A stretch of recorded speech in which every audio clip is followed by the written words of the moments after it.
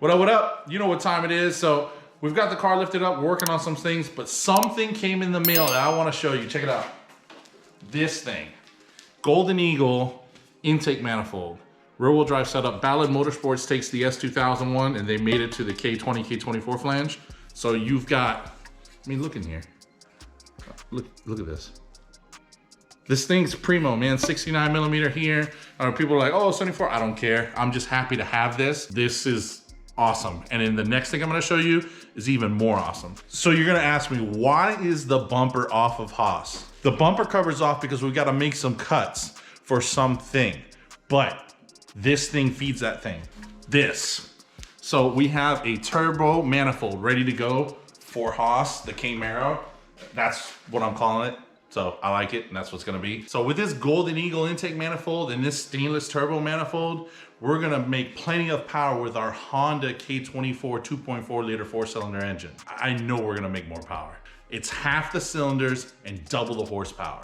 So this Golden Eagle K24 manifold actually outperformed a lot of the other manifolds I was considering. I like the way it looks. It looks tough, it's cool. It's got the velocity stacks like you saw inside. I don't know how it's gonna fit. I'm concerned about clearance, so let's go check it out. So I didn't think about this. We got the car jacked up, so I'm on my tippy toes. This is the first time I'm trying to put this thing on here.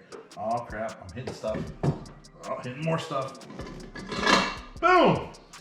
Where's my nut? There we go. So I like it. If it's good, fits nice. Looks like I got plenty of room. Let me see. Yeah, I've got plenty of room. I mean, whole hand in there. When this is all prettied up and cleaned up nice, this is gonna look really good. So now we need a fuel rail and injectors. There is one more thing. We gotta test that turbo manifold out for fitment. So this turbo manifold actually has never been on a car. It was on a K-powered Polaris Slingshot. And I think it's pretty cool. It was off of something cool and like a cool different project, and it's going on a cool different project now. So I've never tried it before, so we need to find out if it's gonna fit. We're gonna clear stuff. Let's see here. And did I mention this thing is heavy?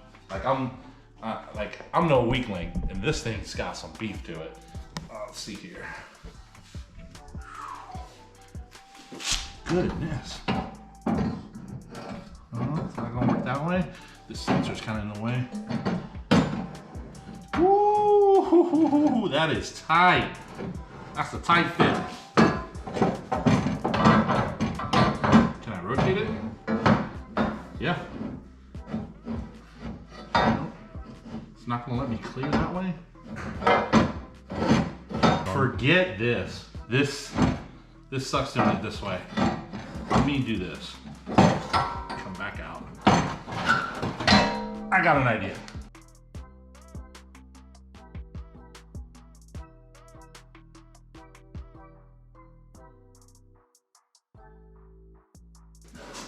All right, so I guess that's how it's gonna have to go in. I don't know why I couldn't get it to bolt up coming in this way.